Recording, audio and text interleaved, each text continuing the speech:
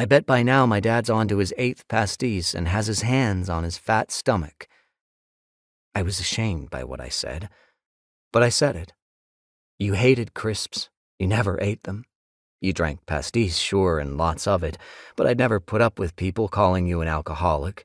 It was a judgmental word. Even when Mom used it to talk about you, I got angry, and here I was using it too. I was exaggerating, not really lying, but presenting reality in a way that would disgust her. I knew it. It was as if when push came to shove, there was no difference between silence and exaggeration, as if not answering and exaggerating were the same thing, the same act, because in Nadia's presence both of them let me put my past behind me. I wanted to show Nadia that now I was on her side and against this past, and to do so I had to denigrate this past as much as possible. Nadia smiled a tight smile. I felt she was getting ready for me to say that I wasn't serious. I hated myself, but I couldn't stop. It was too late.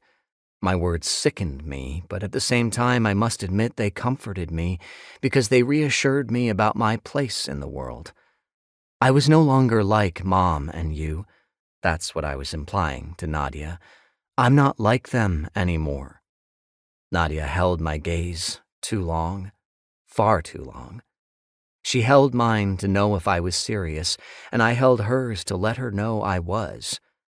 She smiled again and said, "Oh, I'm sure you're exaggerating. I'm certain your parents are talking or wondering what you're doing tonight."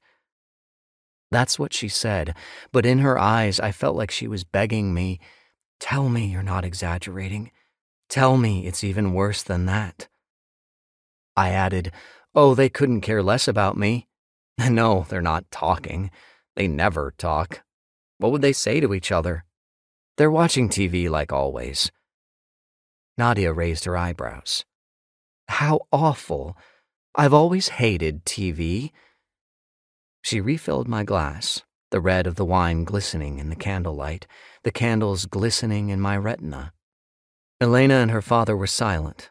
They were listening to us. And in those moments when she, Nadia, focused her attention on me, there was no noise, nothing but the city, far off in the night.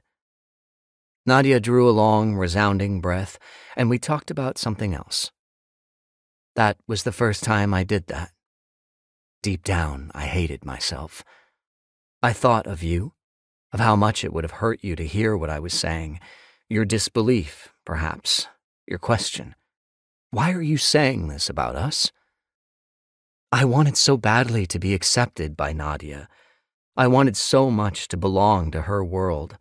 To belong to her world was to save myself from my childhood. Is it possible to forgive me?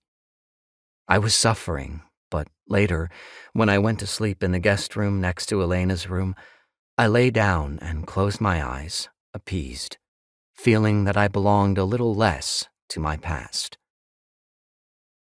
I'm sorry.